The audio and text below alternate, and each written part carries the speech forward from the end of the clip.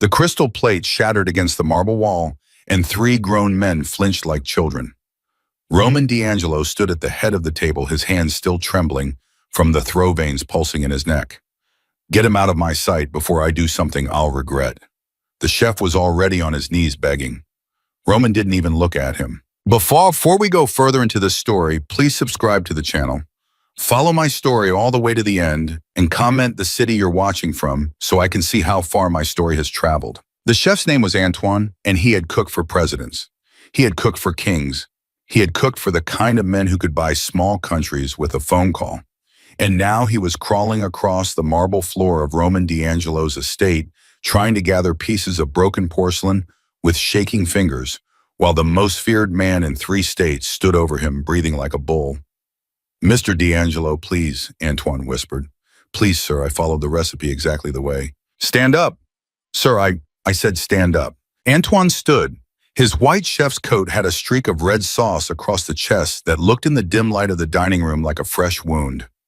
Roman walked a slow circle around him. Roman was a tall man, broad through the shoulders, with hair gone silver at the temples and eyes the color of cold coffee. He was 48 years old, and for the last 6 months, he had been dying. Not fast, not the kind of dying anyone could see from the outside. But every meal, every bite, every swallow had become a battle, and he was losing. "Antoine," Roman said.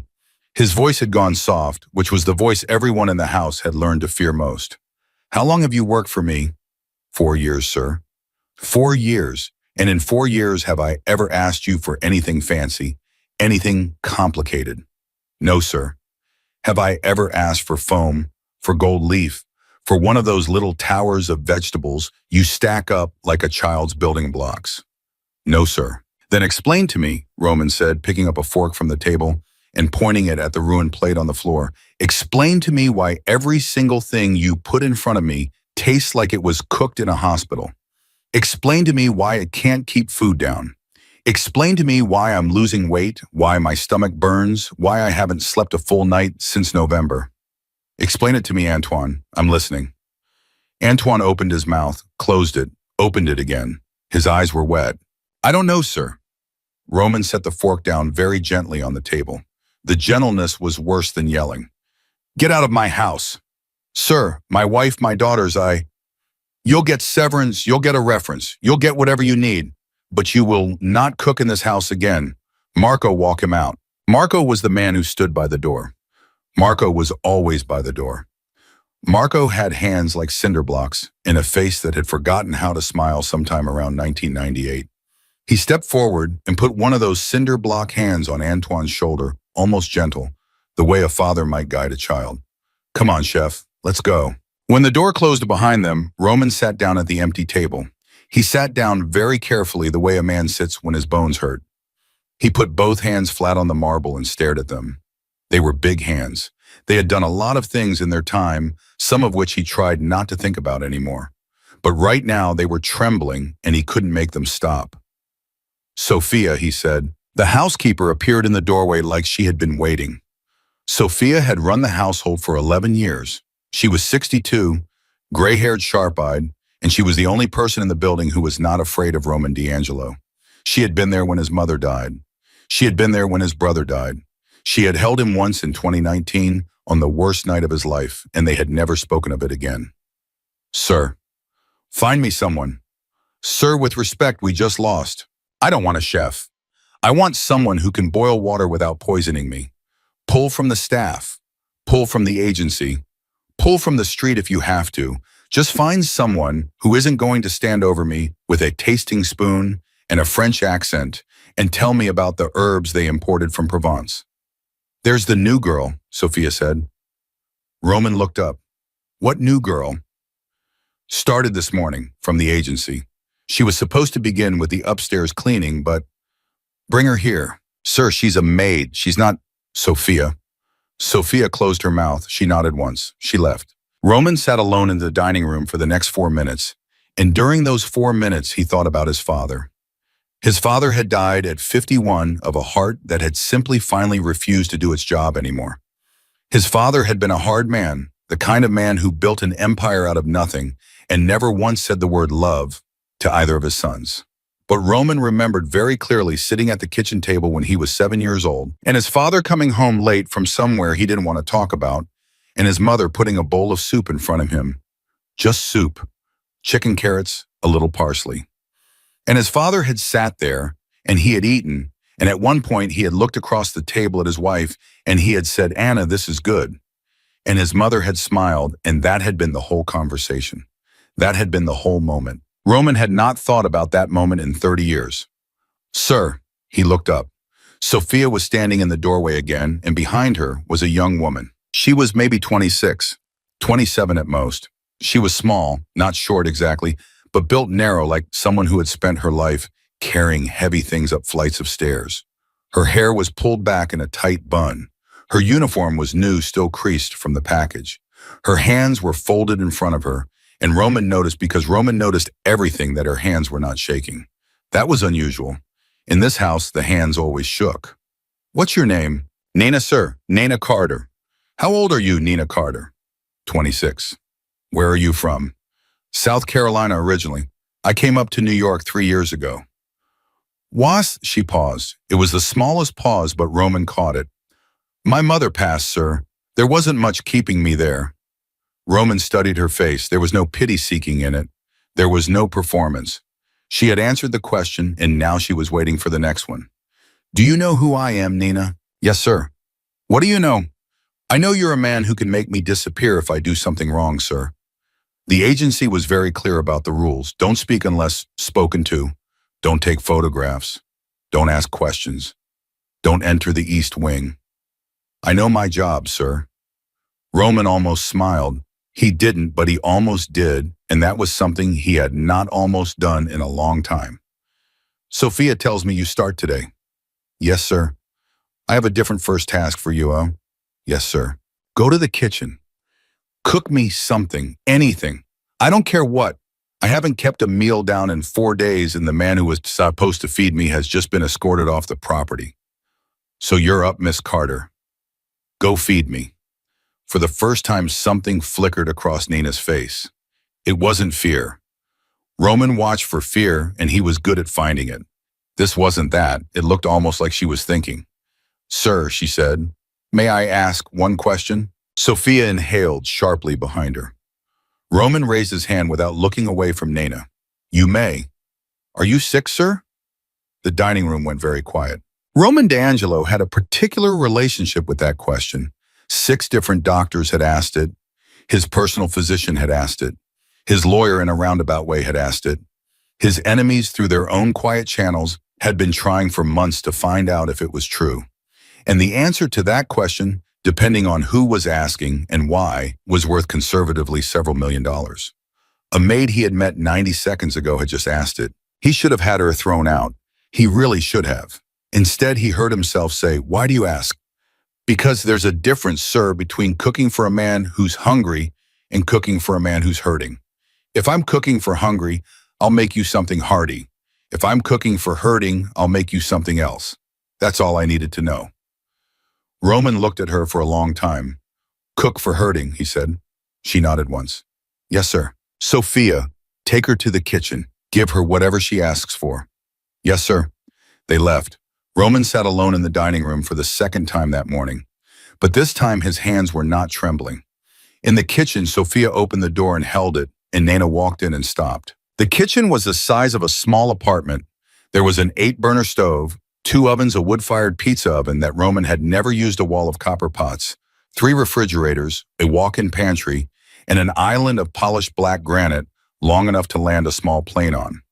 There were jars of saffron worth more than Nina's monthly rent. There was a wheel of cheese under a glass dome that probably had its own zip code. Nina took it all in. She didn't say anything. Then she walked to the refrigerator, opened it, and started pulling things out. "Miss Carter," Sophia said carefully, "I should tell you, the chef who just left was the 3rd one this year. The first one lasted 6 weeks. The second one lasted 9 days. Antoine lasted 4 months, and he was the longest. Mr. D'Angelo doesn't fire chefs because they're bad. He fires them because nothing they make agrees with him." "I understand." "I'm not sure you do, child. He's not been well. He's been losing weight. The doctors come, they go, nothing changes. The men in this house, they're scared. They're scared because if something happens to him, what happens to them? Do you understand what I'm telling you? Nina closed the refrigerator. She had pulled out a whole chicken, a few carrots, an onion, a head of garlic, and a small bunch of celery. Sophia, where do you keep the salt? The salt. Just regular salt.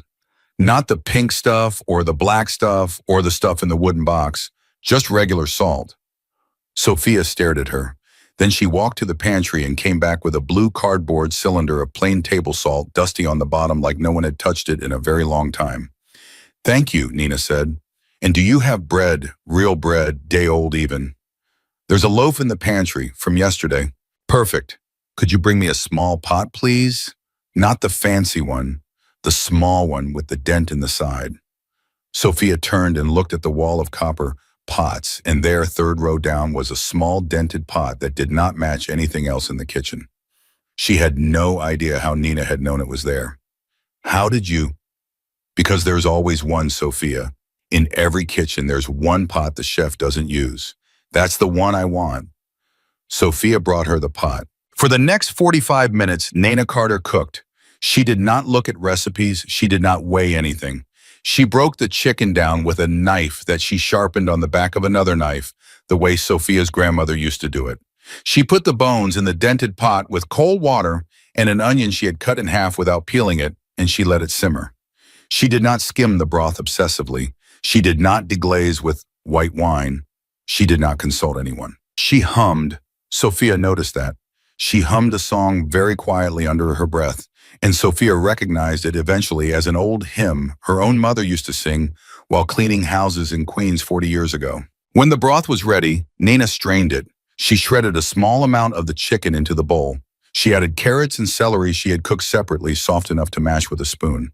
She did not add herbs from a jar. She walked to the windowsill where Sophia kept a single struggling parsley plant that nobody had ever asked her about, and she pinched off 3 sprigs. She tore 2 slices of yesterday's bread into pieces. She did not toast them in the oven. She put a tiny bit of butter in a pan and toasted them there by hand until the edges were dark gold. She put the bread on the side of the bowl, not in it. Sophia, she said, may I ask you for something else? What do you need? Oh, a spoon, not a soup spoon, a regular spoon, a small one. Sophia found a small spoon. It was a teaspoon, really the kind used for stirring coffee.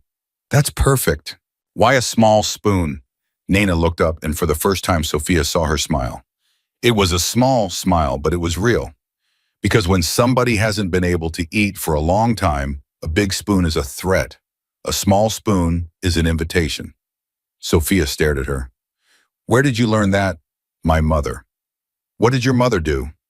She was a hospice nurse, ma'am, for 31 years. She fed dying people for a living. Sophia did not say anything for a long moment. Then she said very quietly, take it to him. Nina picked up the bowl and the small spoon and the plate of bread, and she walked out of the kitchen. In the dining room, Roman D'Angelo was still sitting at the table. He had not moved. He had not made a phone call. He had not done any of the 17 things he should have been doing for his business that morning. He had simply been sitting and waiting and thinking about a bowl of soup his mother had once made for his father, and wondering when exactly he had started feeling this old, this tired, this empty. The door opened. Nina walked in. She set the bowl down in front of him. She set the small spoon next to its handle, facing him. She set the plate of bread to the side. She stepped back, but she did not leave. Roman looked at the bowl. It was the simplest thing he had ever been served in his own house. There was no garnish. There was no swirl of oil. There was no microgreen, no edible flour, no architectural arrangement of vegetables. It was a bowl of broth with some pieces of chicken in it and some carrots and some celery and 3 small leaves of parsley floating on top. It looked exactly like the soup his mother used to make. He picked up the spoon, the small spoon. He noticed it was small, and something about that registered in his chest in a way he could not have explained. He dipped the spoon into the broth. He brought it to his mouth. He tasted it. And Roman D'Angelo, the most feared man in 3 states, the man who had ordered other men's deaths over breakfast, the man who had not cried since he was 11 years old, sat at his marble dining table holding a small spoon and felt his eyes burn. He didn't cry. He wouldn't have allowed himself that. But for a moment, just one moment, the world got soft around the edges the way it does when something you had forgotten about comes back to you all at once. He took another spoonful.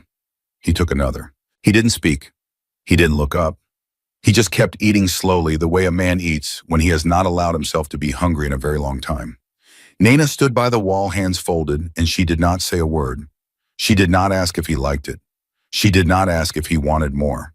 She simply waited the way her mother had taught her to wait the way you wait by the bedside of someone who is trying to come back to themselves. He finished the bowl. He picked up a piece of the toasted bread. He ate that too. He set the spoon down. He sat there, both hands flat on the table again the way he had sat an hour ago, but his hands were not trembling now. And something in his face had changed, something Sophia would later try to describe to her sister on the phone and fail to put into words.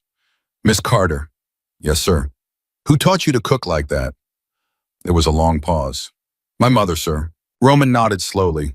He did not look at her. He looked at the empty bowl. "Tomorrow," he said, "breakfast, 7 a.m. "Yes, sir." "And Miss Carter?" "Yes, sir." "Use the small spoon." "Yes, sir." She turned and she walked out of the dining room, and she did not let her face change until she was halfway down the hall. And then only then did she lean against the wall for 1 second and close her eyes and let out the breath she had been holding for nearly an hour. Down the hall in the kitchen, Sophia was watching from the doorway. She had seen Nana come out of the dining room. She had seen the look on her face. And Sophia, who had run this house for 11 years, who had watched 3 chefs come and go, who had stopped believing that anything in this place could surprise her anymore, sat down very slowly on a kitchen stool. Because Sophia knew something that Nana did not yet know. Sophia knew that Roman D'Angelo had not asked anyone to come back the next morning in over 6 months. And in the dining room, Roman sat alone looking at the empty bowl. After a long moment, he reached out and picked up the small spoon. He turned it over in his fingers. It was nothing. It was a teaspoon. It was the cheapest piece of silverware in the entire house. He set it down very carefully as if it might break. Then he stood up, walked to the window, and looked out at the gray February morning. His phone was buzzing on the table behind him. There were 17 things he should have been doing. There were 3 men waiting in a car on the street outside the gate. There was a meeting in Brooklyn that afternoon that was going to determine possibly the next 10 years of his life. But for the first time in a very long time, Roman D'Angelo was not thinking about any of it. He was thinking about a young woman from South Carolina whose mother had been a hospice nurse who had walked into his kitchen 90 minutes ago and asked him a question no one else in the world had dared to ask. "Are you sick, sir?" He had told her the answer with one word: hurting. And she had cooked for that. He didn't know it yet, sitting there at the window with his hands in his pockets and his breath fogging the cold glass. But the woman who had just walked out of his dining room was about to change everything. Not in one day, not in one meal, but meal by meal, spoonful by spoonful, in a way that the most dangerous man in 3 states would not see coming until it was already done. Behind him on the table, the empty bowl sat in the morning light, and the small spoon lay next to it exactly where he had set it down. At 6:52 the next morning, Nana Carter was already in the kitchen. She had not slept much. She had lain in the small staff room on the 3rd floor and stared at the ceiling and thought about the small spoon and about the way Roman D'Angelo's hands had not trembled when he set it down, and about the way Sophia had looked at her in the hallway like she had just done something dangerous. She did not know yet that she had. Sophia came in at 6:55 carrying 2 cups of coffee. She set one down on the counter next to Nana without a word. "Drink it. You're going to need it." "Why?" "Because he's awake." Nana looked up. "He's been awake since 5, child. He's been pacing. The men outside, they came in to give him his briefing, and he sent them away. He told them to come back this afternoon." Roman D'Angelo does not send men away in the morning, Miss Carter. Roman D'Angelo runs his business in the morning. Always, for 20 years. Then what's he doing? Sophia took a long sip of her coffee. He's waiting for breakfast. Nana did not say anything.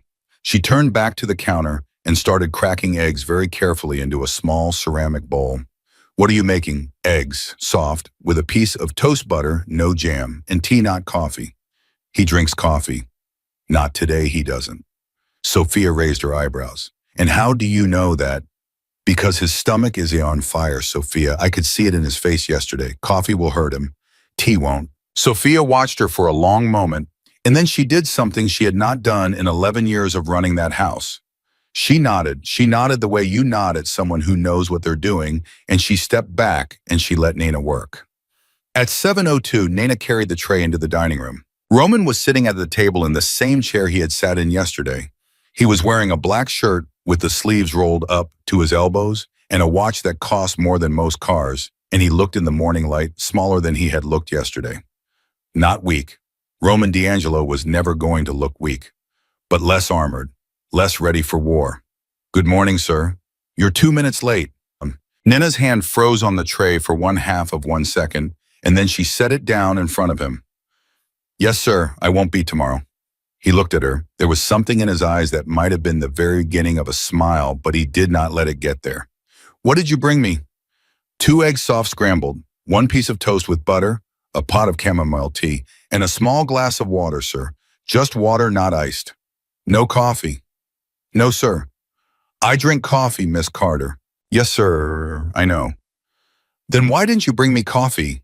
Nana folded her hands in front of her the way she had done yesterday. She did not look down.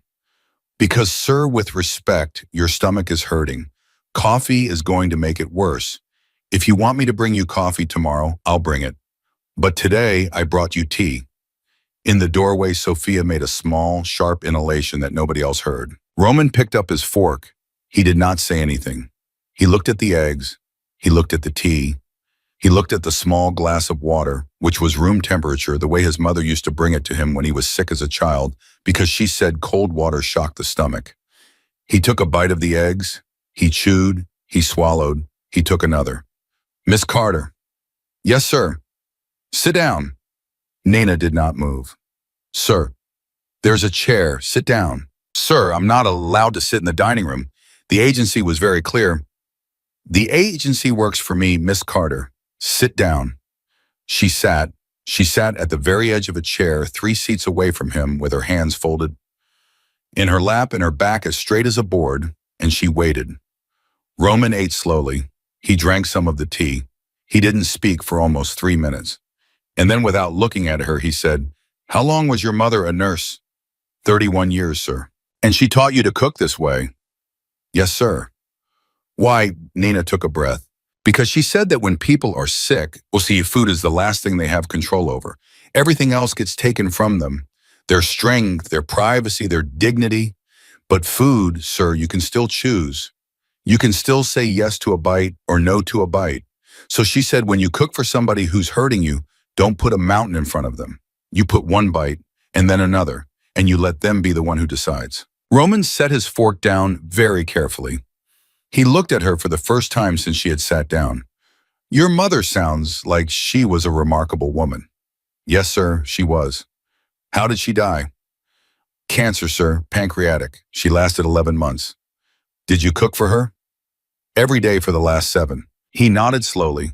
He picked the fork back up. He ate the rest of the eggs. He ate the toast.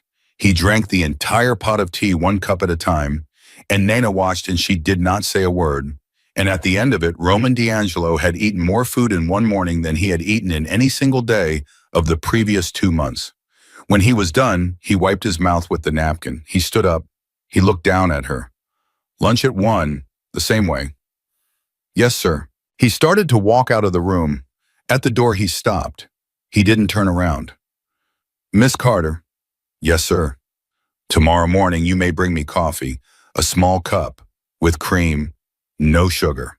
And then he was gone. In the hallway, Sophia caught Nana by the elbow. What did you say to him?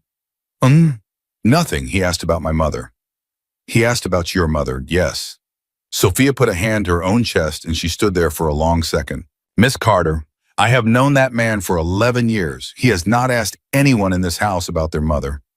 Not once. Not the Christmas after Mr. Bellini's mother died. Not when Carla had her baby. Not ever. Do you understand what I am telling you? I think so, ma'am. I don't think you do, child, but you will.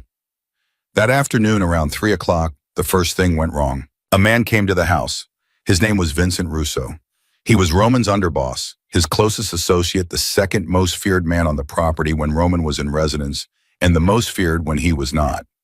Vincent was 60 years old, gray-bearded, soft-spoken, and he had personally with his own hands ended the lives of more men than any nurse doctor or priest who had ever crossed Nina's path. Vincent walked into the kitchen without knocking. Nina was making a pot of broth for dinner. She turned. He looked at her. He did not introduce himself. "You're the new one." "Yes, sir." "You cooked for him this morning." "Yes, sir." "You're cooking for him tonight." "Yes, sir." Vincent nodded once. He walked over to the stove. He looked into the pot. He looked at the herbs Nina had laid out on the counter. He looked at her hands, which had a small burn on the back of the right one from a splash of oil 2 days ago at her old job. "Miss Carter," he said, "do you understand what's happening in this house?" "I'm not sure I do, sir. Mr. D'Angelo has not been well. There are people, Miss Carter, both inside this house and outside this house who are watching very closely. Watching to see how he is. Watching to see what he eats. Watching to see who is near him. Do you understand, Sweat?" "Yes, sir." "If anyone asks you what Mr. D'Angelo eats, what time he eats, how much he eats, whether he keeps it down, you say nothing. You don't even say you don't know. You say nothing, is that clear?" "Yes, sir." "If someone offers you money to answer those questions, you come to me first. If someone threatens you to answer those questions, you come to me first. If someone you have never seen before walks up to you in a parking lot or a grocery store and starts a friendly conversation, you come to me first." Nina felt the back of her neck go cold. She had been a maid for 3 years. She had cleaned big houses, fancy houses, the houses of doctors and lawyers and one congressman. Nobody not once had ever told her something like this. "Yes, sir, I understand. And one more thing, Miss Carter." "Yes, sir." Vincent looked at her, and his eyes, which had been so soft, became something else. "Whatever you put in that food, whatever herb, whatever ingredient, whatever idea your mother gave you, if any of it ever makes him worse instead of better, if he ever gets sicker after a meal you cooked, I will know about it before the plate hits the sink.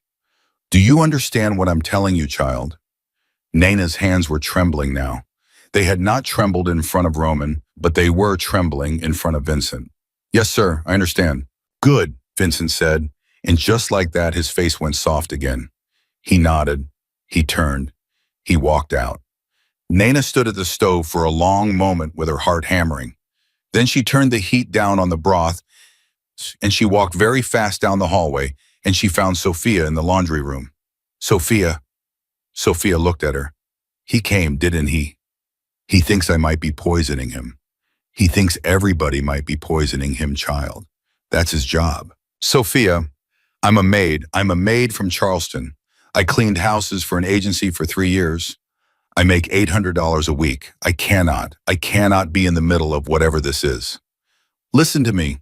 Sophia took her by both shoulders. "Listen, you did something yesterday. You did something nobody in this house has been able to do. You got him to eat. Do you understand how big that is?" "He just ate eggs, Sophia." "He ate? Miss Carter, he ate. 2 months ago, he passed out at a dinner in Manhattan in front of 4 other men. We had to bring him home in the back of a car. The doctor came in the middle of the night. They started talking about IVs, about feeding tubes. Do you know what a feeding tube would have done to him? Do you know what that would have done to his standing, to his business, to everything he has built? They would have eaten him alive.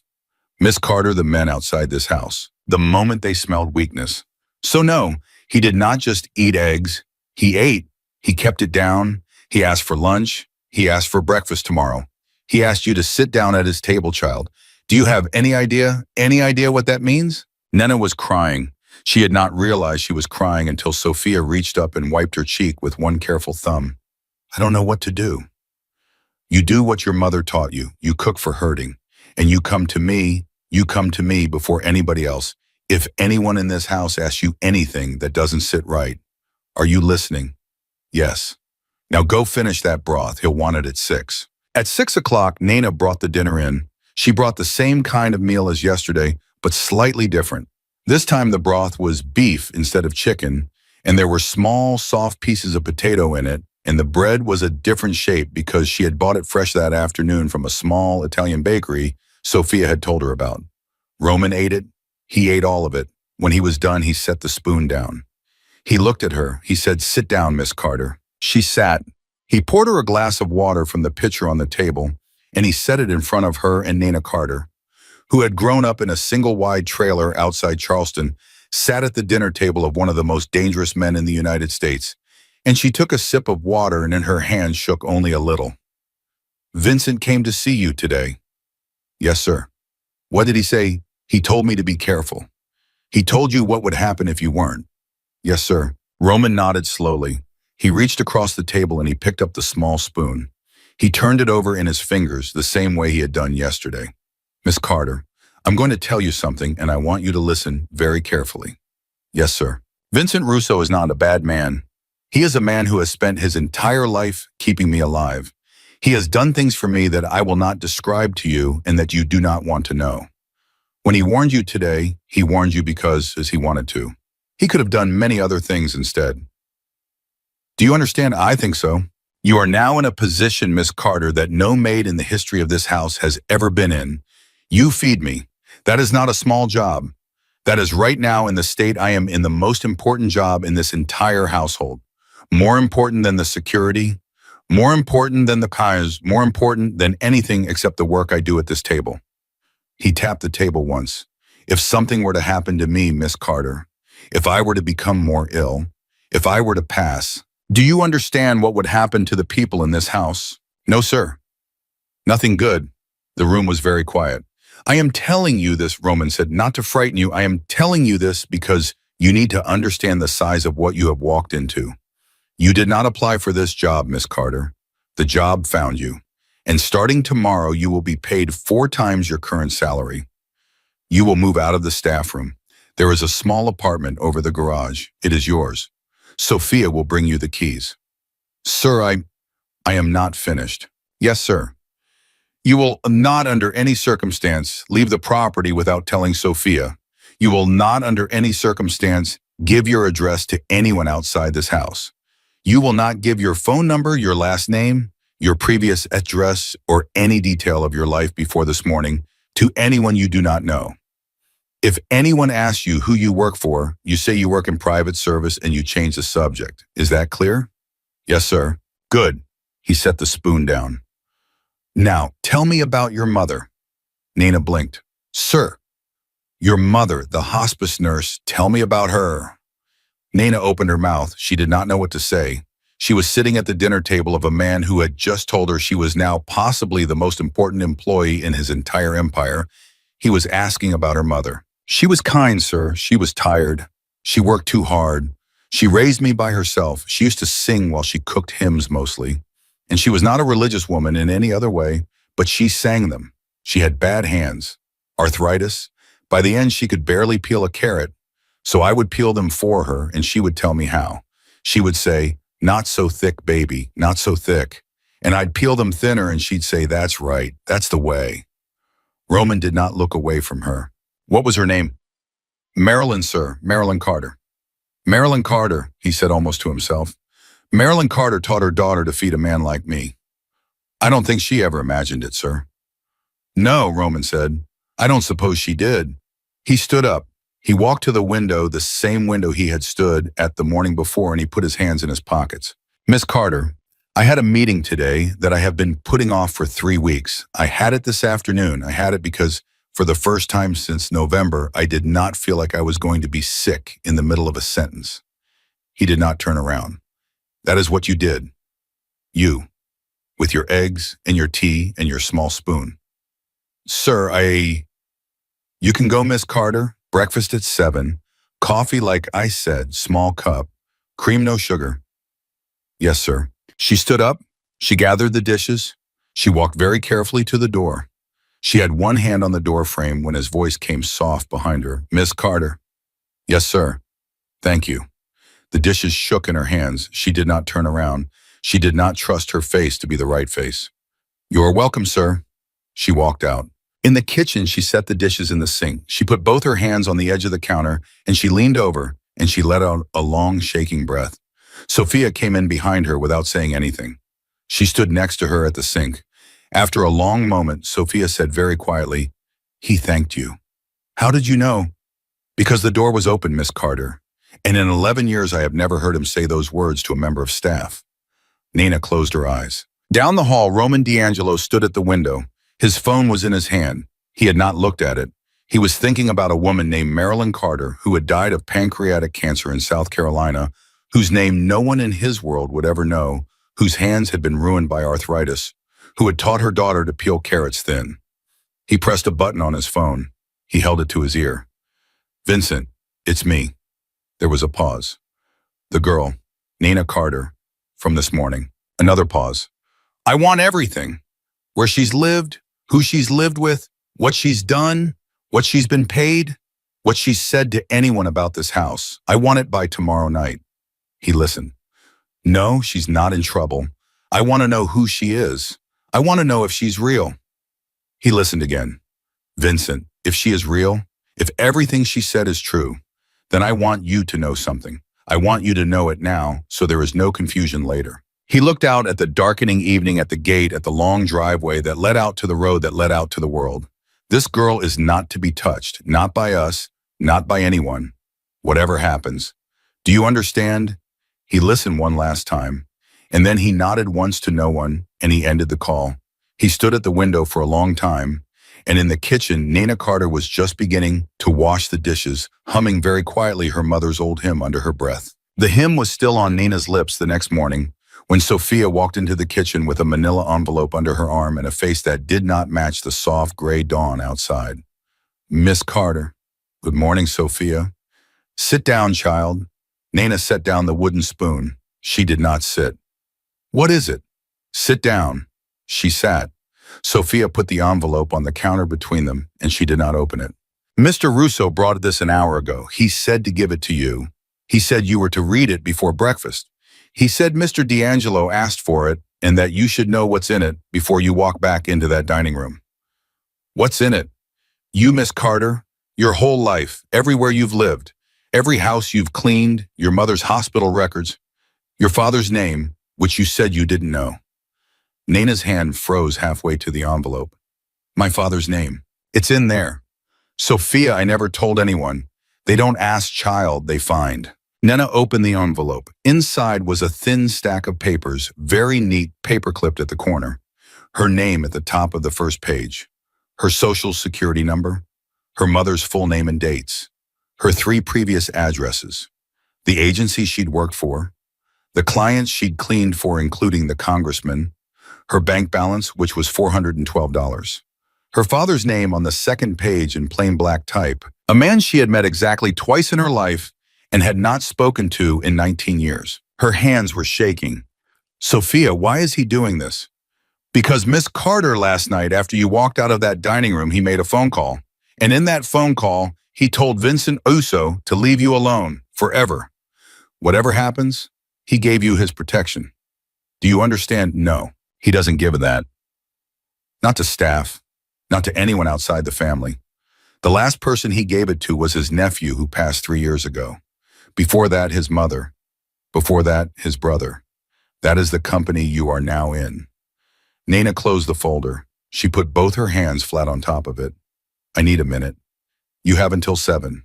Sophia left. Nina sat at the counter for the next 4 minutes with her eyes closed and her mother's voice in her head the way she always heard her mother's voice when something was happening that was bigger than her. Her mother had died saying over and over that whatever was coming next, it was going to be all right. Marilyn Carter had been wrong about a lot of things. She had been right about that. At 6:58, Nina picked up the tray. Coffee small, cup cream, no sugar.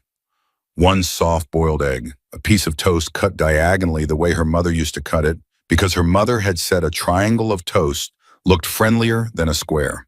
A small bowl of warm oatmeal with a swirl of honey.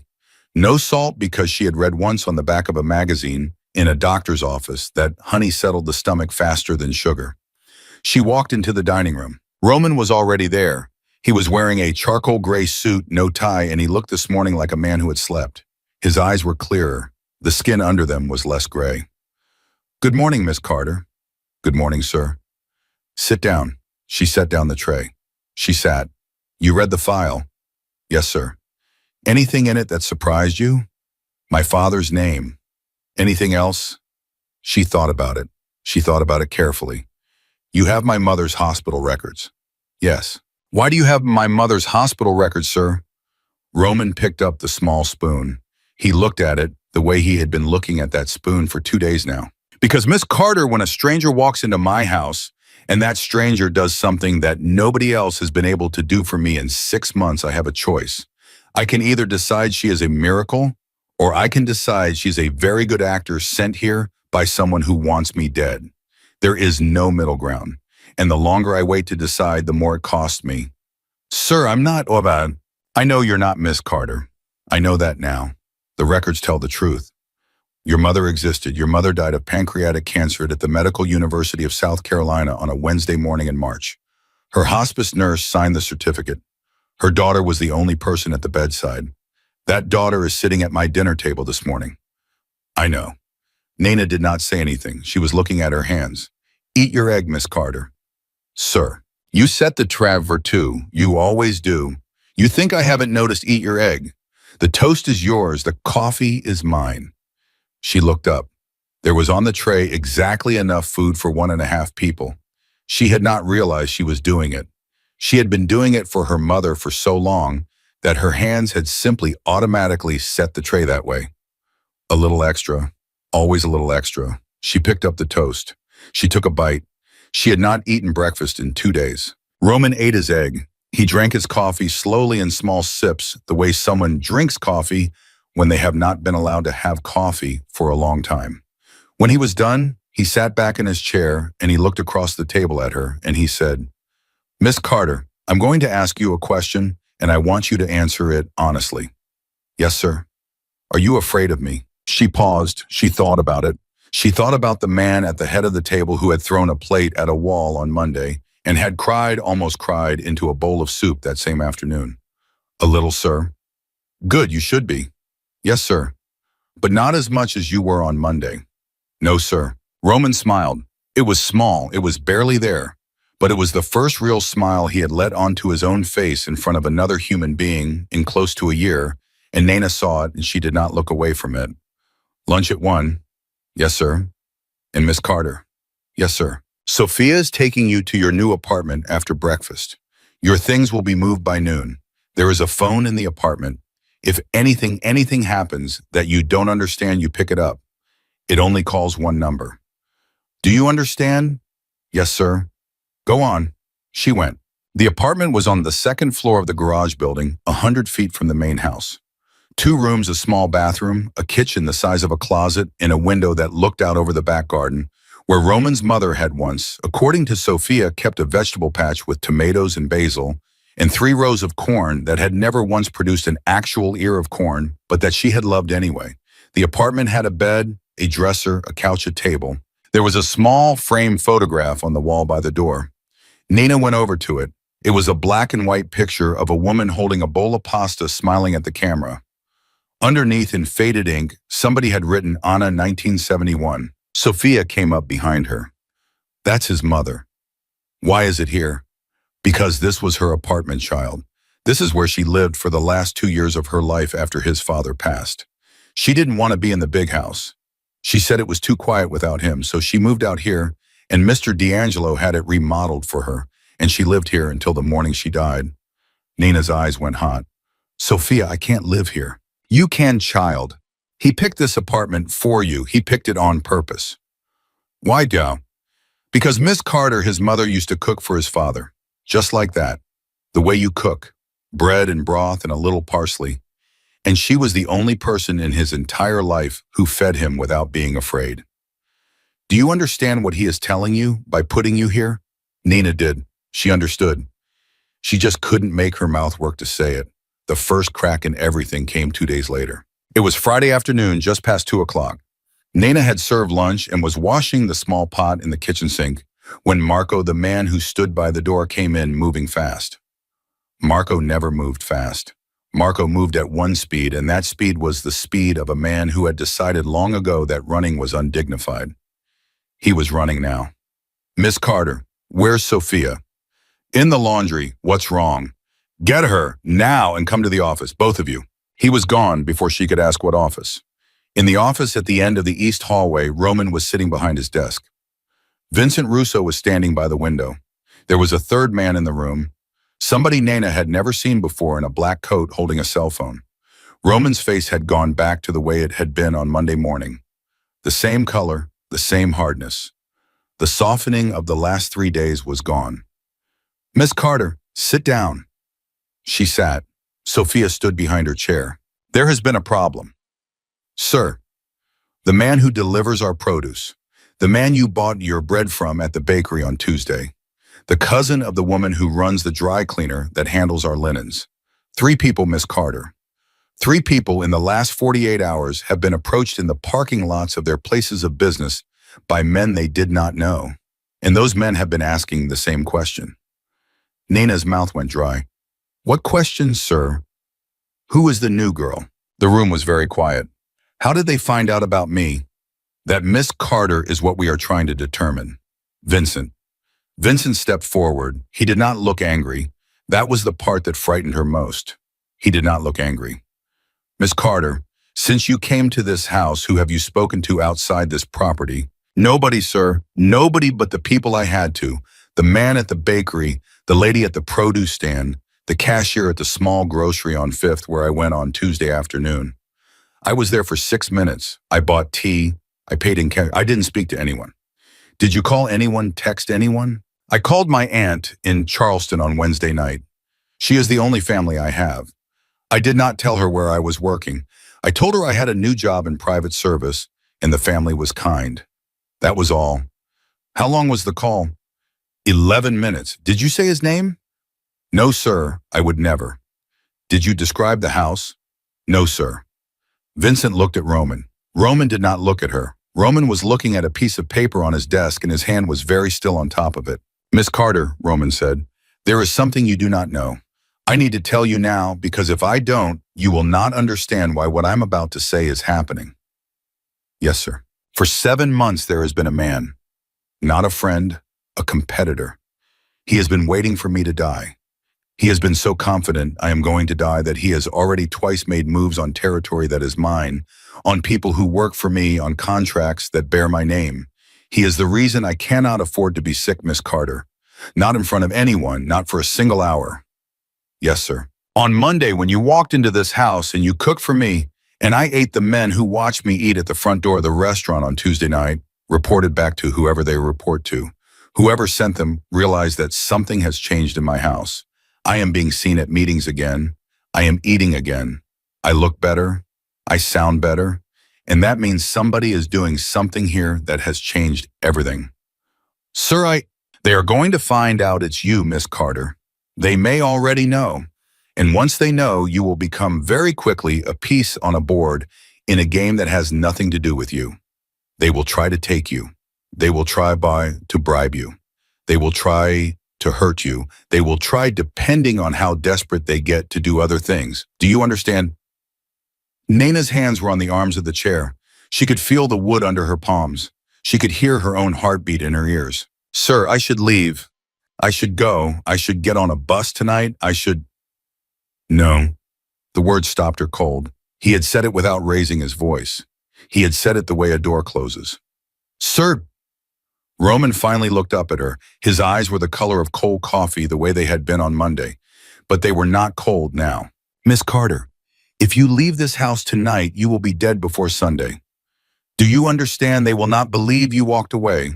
They will believe you saw something. They will come for you and they will find you because we found you and we did not even need to try. So you are not leaving.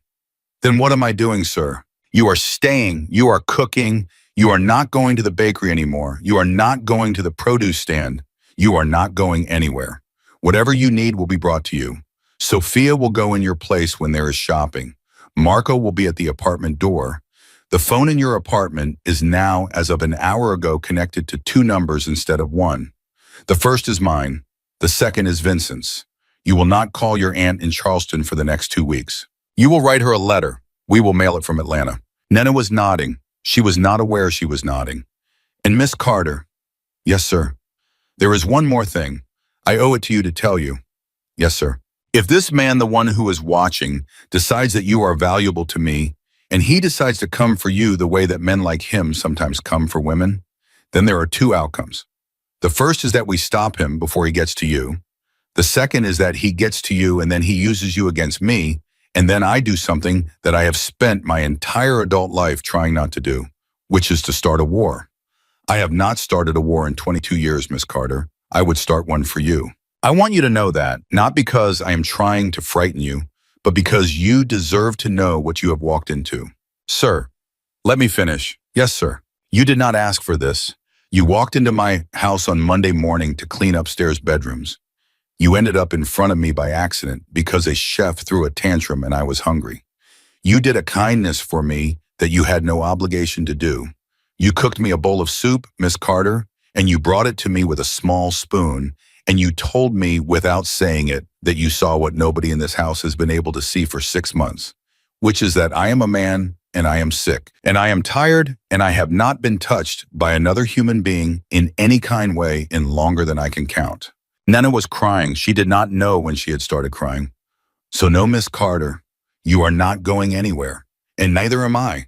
And we are going to figure this out together. Do you understand? Yes, sir. Good. Sophia, take her back to the apartment. She'll cook from the main kitchen for the next 2 weeks. Marco stays with her between meals. Yes, sir. Sophia took Nana by the elbow and led her out of the office. Nana was walking, but she did not feel her feet on the floor. They went down the long hallway through the kitchen, out the back door across the courtyard, up the stairs to the apartment. Sophia opened the door for her. Marco was already there, standing by the window, his cinder block hands folded in front of him, his face the same as it always was. Marco, Sophia said, she needs a minute. Marco nodded. He stepped out into the hallway. Sophia closed the door. She walked Nana to the couch and she sat her down, and she sat down next to her and Nina Carter, 26 years old, of Charleston, South Carolina, daughter of a hospice nurse who had died 5 years ago, and a man whose name she had only learned that morning from a manila envelope, put her head on the shoulder of a 62-year-old housekeeper she had known for 4 days, and she cried. She cried for a long time. When she was finally done, Sophia got up. She went to the small kitchen. She put on a pot of water. She made tea the way Nana had been making it for Roman, because that was the only way Sophia knew how to make tea anymore. She brought it back to the couch. Miss Carter, yes, you need to listen to Mitri. All right? That man in that office, the man who just told you he would start a war for you, do you know how long it has been since he said anything close to that to anyone living? No. 22 years. The last person was his brother, and his brother is dead. Nana closed her eyes. Sophia, I don't want him to start a war. I know, child. I just wanted to cook a bowl of soup. I know. I just wanted to do my job. I know that too, baby. Sophia put a hand on the back of Nana's head, the way her mother used to do, and she did not say anything else because there was nothing else to say. Outside the window, the gray February afternoon was getting darker, and the gate at the end of the long driveway was closed, and Marco was standing in the hallway outside the door. And somewhere in the house, Roman D'Angelo was sitting at his desk, looking at a piece of paper, and on that piece of paper was a name. The name of the man who had been waiting for him to die. He was not going to wait anymore. He was not going to die. And the man who had been counting on it, the man whose name was on that piece of paper, was about to find out exactly what kind of mistake he had made. The name on the paper was Salvatore Greco. Roman had not said it out loud in 7 months. He had refused to. To say it was to give it weight, and Sal Greco was a man who already weighed too much in Roman's life. Sal had been an associate of his father's once. Sal had stood in the front pew at Roman's brother's funeral. Sal had brought a casserole to Roman's mother the week she died and had kissed her hand and had told her she was going to a better place. And Sal, for the last 4 years, had been quietly, methodically, patiently building a case to take everything Roman D'Angelo had ever built and put it in his own name the moment Roman went into the ground. Vincent walked into the office at 4:15. Romano? Sit. Vincent sat. Roman pushed the piece of paper across the desk. You already know what's on it. I do. Then you know what I'm about to ask you to do. Vincent did not pick the paper up. He looked at Roman across the desk, and he did the thing that Vincent did very rarely, which was to push back. Romano, listen to me. You are sitting at this desk right now with color in your face because of a girl who has been in this house for 5 days. 5 days. You have not slept that well in a year. You have not held down a meal like that in 8 months. You stood up at the meeting on Wednesday and you spoke for 40 minutes without your voice cracking, without your hand going to your stomach, without that look on your face that you get when you're about to be sick. 5 days, Romano. And now you're telling me you want to start a war. Over what? Over the fact that a few of his people asked questions about a maid in a parking lot. They are coming for her, Vincent. They are looking. There is a difference. By the time we know which one it is, it'll be too late. Romano Bush Street and Vincent. Yes. What if it were Maria? Vincent's face changed. Maria was Vincent's wife. Maria, who had cooked for Vincent every night for 38 years. Maria, who had once in 2007 slapped Roman across the face at a Christmas dinner because he had said something to Vincent that she had not liked. Maria, who Vincent loved more than his own life. Don't do that, Romano. What if it were Maria Vincent? What if it were Marie and someone like Sal Greco was asking about her in the parking lot of the place she gets her hair done? Vincent did not say anything. He picked up the piece of paper. He folded it once. He put it inside his jacket. Give me 3 days. 2. Romano. 2 days, Vincent. We don't have 3. He's already moving. You and I both know he's already moving. All right. 2. And Vincent. Yes. This is not about her. I want you to understand that. I am not doing this because of one girl who cooked me a bowl of soup. I am doing this because for 7 months I have let this man build and build and build, and the only reason I let him build is because I was sick and I thought I was going to die. I am not going to die, I have decided. So this stops now. With or without her, this stops now. Yes. Go. Vincent went. Upstairs in the apartment over the garage, Nana was on the couch and the tea Sophia had made her was cold. Sophia had gone back to the main house. Marco was outside the door. The afternoon light had turned the color of old pewter, and Nana was sitting very still, her hands in her lap, when there was a soft knock. She got up. She opened the door. Roman was standing there. Roman D'Angelo in his charcoal suit with his hands in his pockets in the doorway of the apartment over his own garage, looking at her like he was not sure he had the right to be there. Miss Carter? Sir? May I come in? Yes, sir. Of course, sir. He came in. He looked at the couch. He did not sit on it. He walked to the small framed photograph on the wall by the door, the one of his mother in 1971, holding a bowl of pasta. He stood in front of it for a moment. He did not touch it. Then he turned around. Miss Carter, I want to apologize. She blinked. Sir, I should not have spoken to you the way I did this afternoon. I should not have told you in front of Vincent and Marco and Sophia what I told you. I should have told you here, in this apartment, quietly, without an audience. The information was too heavy and the room was too full, and I did it the way I do everything, which is the way that gets the result I want as quickly as possible. That was wrong, I'm sorry. Nana did not know what to say. Roman D'Angelo had just apologized to her. Roman D'Angelo had walked across his own courtyard, climbed the stairs, knocked on the door of a maid he had hired 5 days ago and apologized. Sir, you don't have to. I do. Sit down, Miss Carter, please. He sat too on the chair across from the couch, the one his mother used to sit in. He put his hands on his knees and he looked at her, and Nana saw for the first time what Roman D'Angelo's face looked like when there was no power in it. There was just a man, a tired, frightened, sick man who had been carrying something alone for so long that he had forgotten it was heavy. I'm going to tell you something, he said, and I want you to know before I say it that I have not told this to anyone, not Vincent, not Sophia, not the doctors who have been coming to this house since November. I want you to hear it because I think you are the only person in this building who will know what to do with it. All right, sir. My mother died of stomach cancer. The room was very quiet. She was 68. The doctors found it too late. By the time they found it, she could not eat. Anything she put in her mouth, she could not keep down. She lost 40 pounds in 3 months.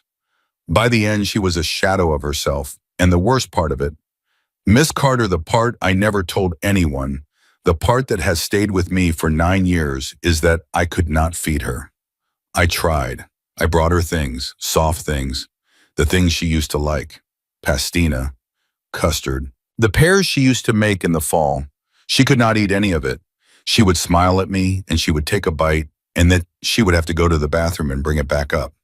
And I would sit at her bedside and I would feel my heart break every single day because the woman who had fed me my entire life could not be fed by me. Not one bite, not one spoon. Nana did not move. In November, Miss Carter, when the doctor started telling me my own stomach was a problem, I did not hear what they were saying. I heard what they had said about my mother. I heard her doctor in 2017 sitting on the edge of her hospital bed telling me with that face they make that she wasn't going to make it to Christmas. I heard that. And so when my own doctor sat me down and told me that I had an ulcer, that there was inflammation, that my body was reacting to stress, I did not believe him. I believed I was dying. I believed I was dying the way she died. I believed every meal that came out of that kitchen was the last meal I was going to keep down before I started losing 40 pounds and went into a bed and never got out of it again. He stopped. He looked at his hands. That is why I have been throwing plates, Miss Carter. That is why I have been firing chefs. That is why my staff is afraid of me. It is not because the food was bad. The food was fine. The food was excellent. The problem was not the food. The problem was that I was sitting at that table every day waiting to die, and every bite I tried to take was the last bite my mother ever tried to take, and I could not swallow it. Nana's eyes were wet. Sir, and then on Monday, Miss Carter, you walked into my dining room and you brought me a bowl of soup that looked exactly the way my mother used to make it, with 3 little leaves of parsley, with a small spoon. And I took one bite and I tasted it, and I sat there at that table and I realized for the first time in 7 months that I was not my mother, that this was not 2017, that I had an ulcer the way my doctor had told me, that I was 48 years old and I was not dying. He looked up at her. You did not save my life on Monday, Miss Carter. The doctors had already told me how to save my life. You saved me from believing I was already dead. There is a difference, and I do not know how to repay you for it, but I am going to try for as long as I am able until the end of my own time on this earth. Nana was not crying out loud, but her face was wet. She did not wipe it. She did not move. Sir, I am not finished, Miss Carter. I am sorry. There is one more thing. All right. The man whose name was on the paper today, the one Vincent took out of my office, that man knew my mother. That man brought her soup once when she was sick. That man kissed her hand. I have been protecting him in my own mind for almost a decade because of that, because he was kind to her, because he wept at her funeral, because I was a stupid, sentimental, grieving son who could not believe that a man who had loved my mother could be the same man who was now planning to take everything I had built and put my name in the ground. But that is what he is, Miss Carter. He is both of those men. And the thing I have learned this afternoon, sitting at my desk with that piece of paper in my hand, is that you cannot let a kindness from 10 years ago decide what you do today. You cannot let the dead protect the living. My mother has been gone for 9 years. She does not need me to be loyal to a man who has betrayed me. She needs me to be alive. She needs me to be alive, and she needs me to keep what she helped my father build, and she needs me, Miss Carter, to feed myself. Nana closed her eyes. Sir, can I say something? You may say anything you like. My mother, she used to say at the end, when she was very sick, she used to say, baby, the day I'm gone, you cook for somebody who needs it. You promise me, don't waste what I taught you. Don't put it in a box and bury it with me. You take it and you give it away. And I said, yes, Mama. I said, yes. And I didn't, sir. For 5 years, I didn't. I cooked for myself. I cooked for my aunt on holidays. But I never gave it away the way she meant. I cleaned other people's houses, sir. I dusted their picture frames. I never set foot in their kitchens. I broke a promise to a dying woman for 5 years. She opened her eyes. She looked at him. On Monday, sir, when I walked into your kitchen and you said cook for hurting, I knew right then, sir. I knew my mother had sent me. I knew this was the thing she had been waiting for me to do. I am not afraid of Sal Greco. I am not afraid of his men in parking lots. I am afraid of being 26 and dying having broken my mother's last wish. So I am not going anywhere, sir.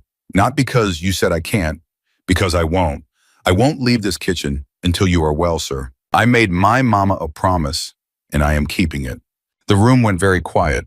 Roman did not move for a long time. He looked at her, and his face, the face that had been hard for so many years that the lines had set in round the mouth, softened. Just at the corners. Just enough. Miss Carter, Yes, sir. Marilyn Carter raised a remarkable woman. Thank you, sir. He stood up. He walked to the door. He stopped with his hand on the door frame the way he always stopped, and he did not look back. Tomorrow morning, 7. Yes, sir. And Miss Carter? Yes, sir. You are not a maid, not in this house, not anymore. Whatever you were when you walked in here, you are something else now. We will figure out what to call it, but you are not cleaning anybody's bedrooms. Is that clear?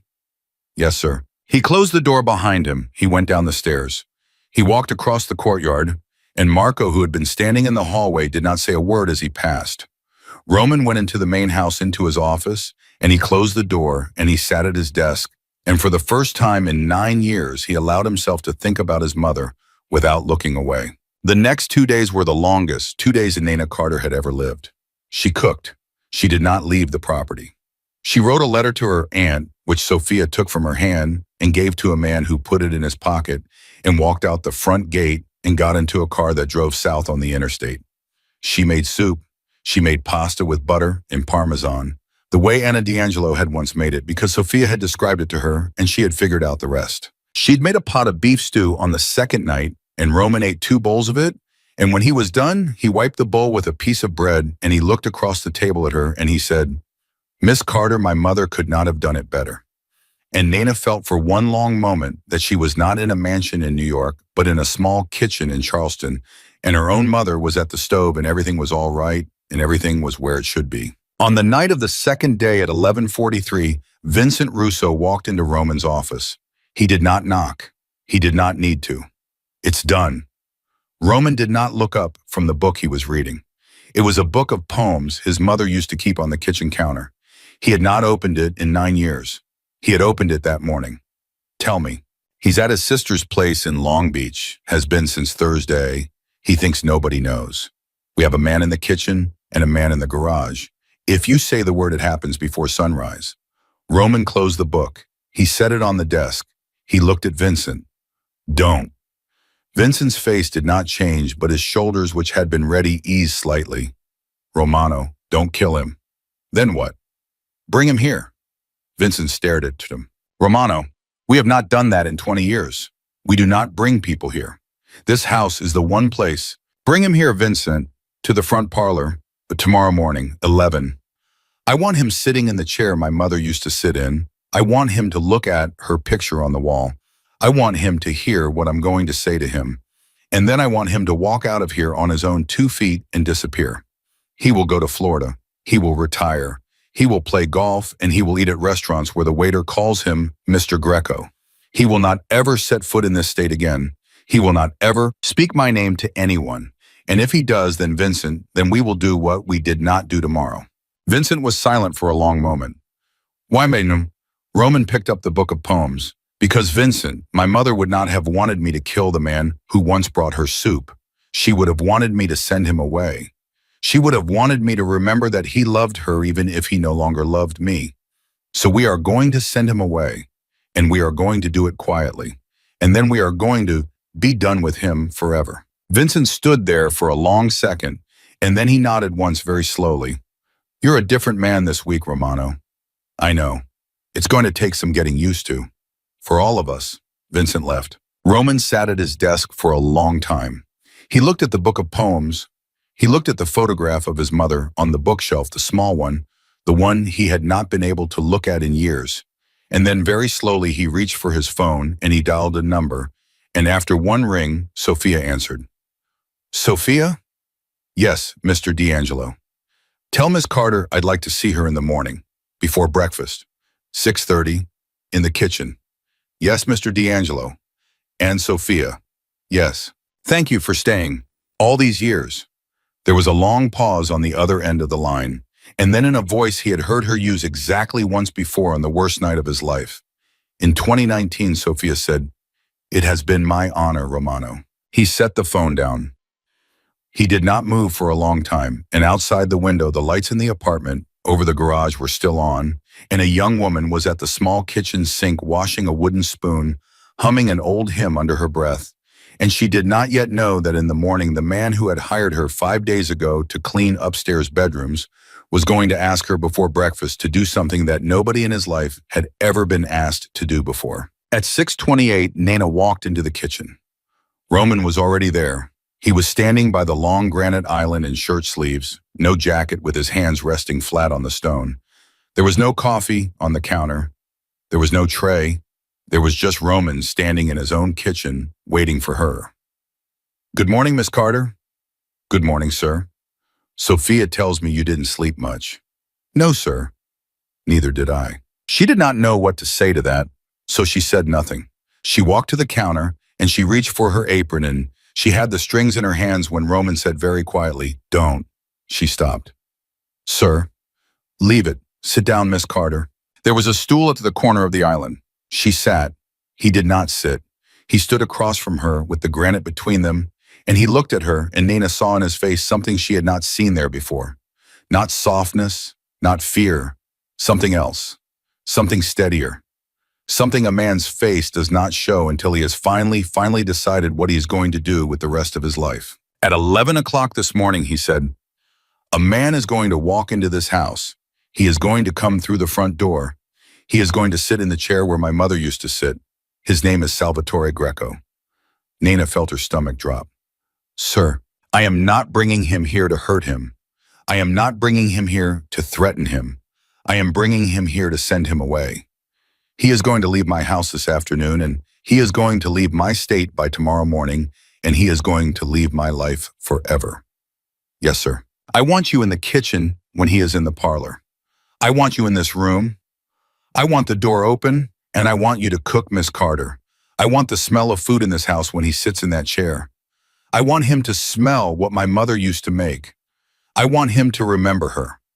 I want him to remember what he was before he became what he is now. I am going to give him a chance, Miss Carter, that I would not give to any other man in his position. And the reason I am giving it to him is because 9 years ago he kissed my mother's hand. I am paying that debt today, and then it is paid forever." Nana was nodding, slowly. "What do you want me to make, sir?" "What she used to make, the pasta with butter and Parmesan, the bread, the broth on the stove. Make all of it. Don't serve it. Just make it. The smell is what I want." "Yes, sir." "And Miss Carter." "Yes, sir. When he leaves, when he is gone, I want you to come into the parlor. I want to see you. I want him to see you on his way out, and I want him to know who you are, and I want him to understand that the woman who is going to feed me for the rest of my life is the daughter of a hospice nurse from South Carolina, and not anyone he could ever have imagined. I want him to leave this house knowing exactly what he lost when he stopped loving my mother and started waiting for me to die. Is that understood?" "Yes, sir." He nodded. He turned to walk out. At the doorway, he stopped. "Miss Carter." "Yes, sir." "You are going to be safe today. I want you to know that. There is no part of this morning that puts you in any danger. There are men in the house. There are men outside. I would not bring him here if I thought he could touch a single hair on your head. Do you understand me?" "Yes, sir." "Good." He walked out. At 11 o'clock exactly, the front bell rang. Nana was at the stove. The broth was simmering. The pasta was in a copper pot draining. There was a loaf of bread cooling on the counter, the second one she had baked that morning because the first had been too dark on the bottom.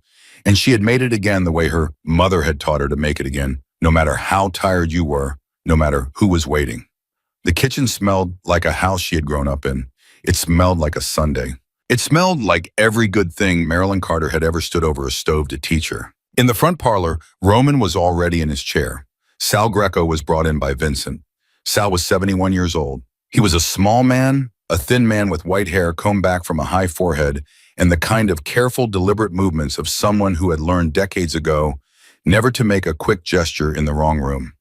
He was wearing a dark blue overcoat, which Vincent did not take from him, and a silk scarf around his neck, which he did not loosen. He saw Roman in the chair. He did not show surprise. He sat in the chair across from him, the chair Roman had said his mother used to sit in, and he set his hands on his knees, and he said very quietly, "Roman." "Sal, you look well." "I am well." "That is good news." "Is it?" The two men looked at each other for a long moment. From the kitchen, the smell of butter and Parmesan and broth and bread drifted into the parlor, and Sal Greco's nose, which was a nose that had been trained for 70 years, to read a room before his eyes had finished the work moved very slightly. His eyes flickered just once toward the hallway. He did not turn his head. Anna, he said, she used to make this. Yes, every Sunday, with the parsley, with the bread the way her mother showed her in Calabria. Yes, Sal swallowed. Roman saw him swallow. Roman, why did you bring me here? Because I want you to listen to me, Sal. I want you to listen to me with your eyes open and your hands where I can see them, and I want you to hear what I am about to say, and I want you to take it back with you to whatever room you go to next, and I want you to live the rest of your life with it. Are you ready to listen? I am listening. For 7 months, Sal, you have been waiting for me to die. You have been moving on my territory. You have been speaking to my men. You have been preparing as carefully as a man prepares for a wedding and to step into my place the day they put me in the ground. I know all of it. I have known it for some time. I have done nothing. Sal, because I was sick and because I thought in the weakest months of my life that maybe you were right. Maybe I was going. Maybe it was already over. Maybe the kindest thing was to let it happen and not to drag the people I love into a fight I could not win. Sal did not move. But I am not going, Sal. I am not dying. I have a doctor who has told me 3 times in the last week that I am going to live to be an old man. I have a stomach that is healing. I have a head that is clear. And I have, for the first time in 9 years, the smell of my mother's kitchen in my own house again. Roman leaned forward. You knew her, Sal. You loved her. I am going to ask you a question, and I want you to answer it. All right. If she were sitting in that chair you are sitting in, if she were sitting there right now looking at you and she knew everything you have done in the last 7 months, what would she say to you, Sal? Sal Greco did not answer. He looked at his hands. He looked at the floor. He did not speak for a long time. She would be ashamed of me, Roman. Yes. She would never speak to me again. No. Sal closed his eyes just for a second. When he opened them, they were wet. Roman saw it. He did not pretend not to see it. Roman, I want you to know something. I want you to know that what I did, what I have been doing, it was not because I did not love your mother. It was because after she went, I lost something. I lost the part of myself that had stood next to her and your father at the kitchen table. And after I lost that, I forgot. I forgot what kind of man she had thought I was. I started to be a different man. I started to want things she would never have wanted me to want. And I am not asking you to forgive me. I am not even asking you to understand. I am only telling you, because you are her son and you deserve to know. Sal, yes, I'm going to let you walk out of this house. Sal looked up. You are going to leave today. You are going to go to your sister in Long Beach. You are going to pack a bag. You are going to fly to Florida tomorrow morning. You will retire. You will live in a small house. You will play golf. You will eat at restaurants where the waiter knows your name. You will not ever come back to this state. You will not ever speak my name. You will not ever contact a single one of the people you have been speaking to. They are mine again, Sal, starting today. They were mine yesterday. They will be mine tomorrow. Do you understand? Yes. And if you do anything that I hear about, if you make one phone call, if you send one letter, if you breathe my name to a man at a bar, then Vincent will come to Florida, Sal. He will come to your small house, and he will not bring you back here. Do you understand what I am telling you? I understand. Good. Stand up. Sal stood up. Vincent stepped forward. Sal looked at Roman one more time. Roman. Yes. Thank you. Don't thank me, Sal. Thank her. Sal nodded. He turned. Vincent walked him to the door of the parlor, and at that exact moment, Nina Carter stepped out of the kitchen and into the hallway with a clean towel folded over her arm and her hair pulled back and a small smear of flour on the side of her jaw that she had not noticed. Sal stopped. He looked at her. He looked at her for a long second. He looked at her the way an old man looks at something he half remembers from a dream. He looked at the apron.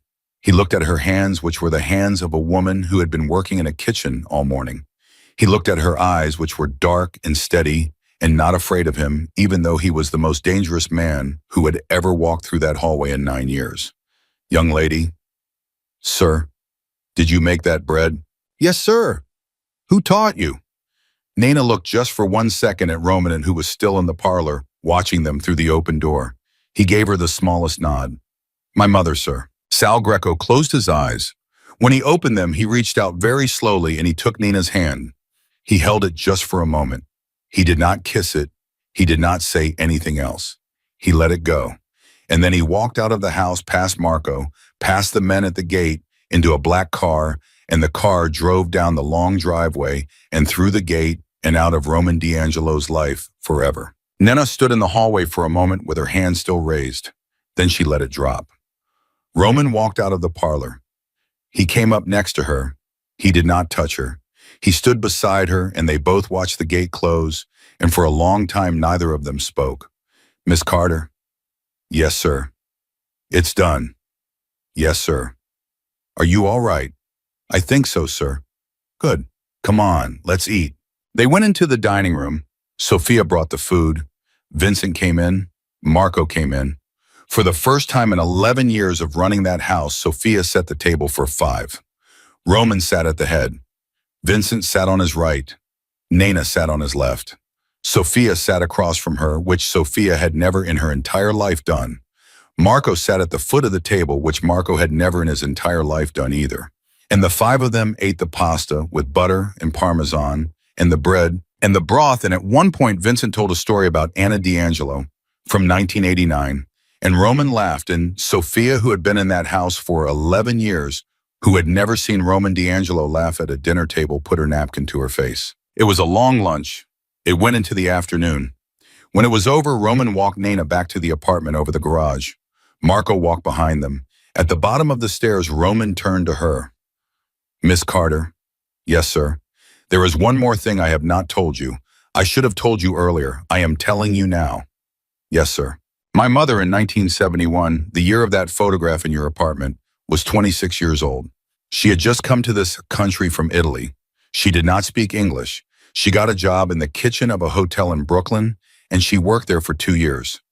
The man who hired her, Miss Carter, was not my father.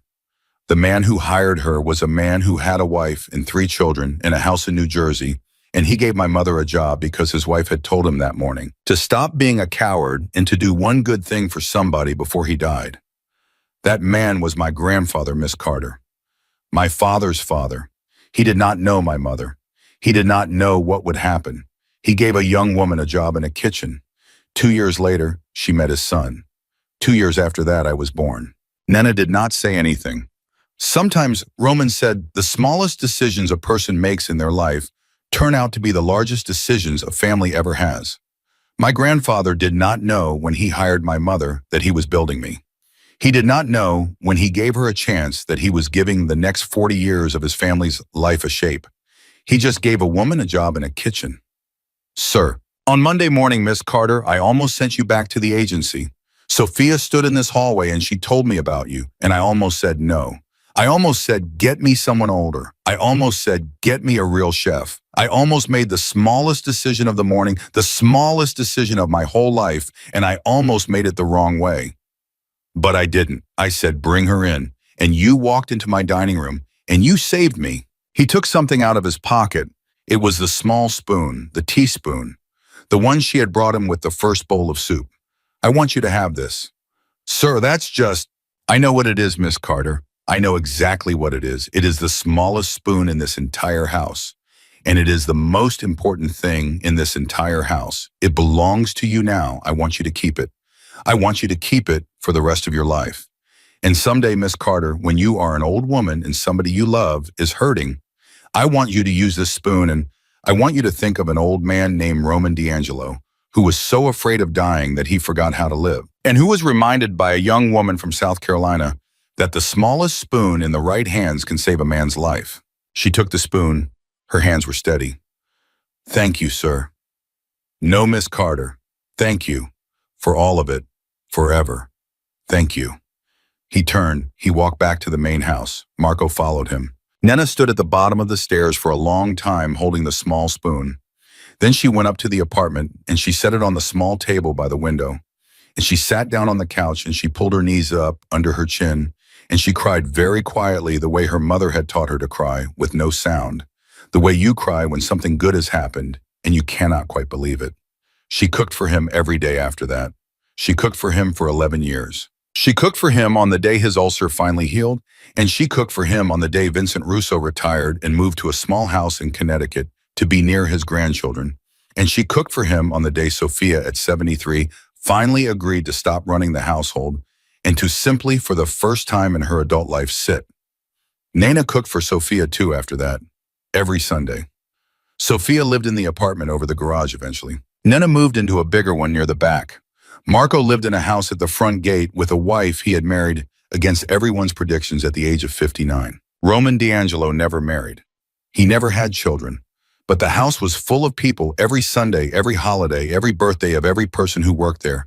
And at the head of the table in his father's chair was a man who had once thought he was dying and had been wrong, and who had spent the rest of his life making sure that everyone who had stayed with him through the worst year of his life knew every single day that they were the family he had been given when his own had been taken from him. And in a small wooden box on the windowsill of Nana Carter's bedroom for the rest of her life, there was a small silver teaspoon. She used it sometimes, when somebody was hurting, when somebody she loved had not been able to eat. She would take it out of the mound and she would warm a little broth and she would carry it in carefully and she would sit at the bedside and she would offer one bite and then another and she would think every single time of an old hymn her mother used to sing and a young Italian woman in a Brooklyn kitchen in 1971 and a feared man who had thrown a plate at a wall on a gray February morning and the smallest spoon in the largest house in the state of New York. Marilyn Carter had been right. The day she was gone, her daughter had cooked for somebody who needed it. The promise had been kept. The kitchen had stayed open. The small spoon had done its work. And that, in the end, is the whole story.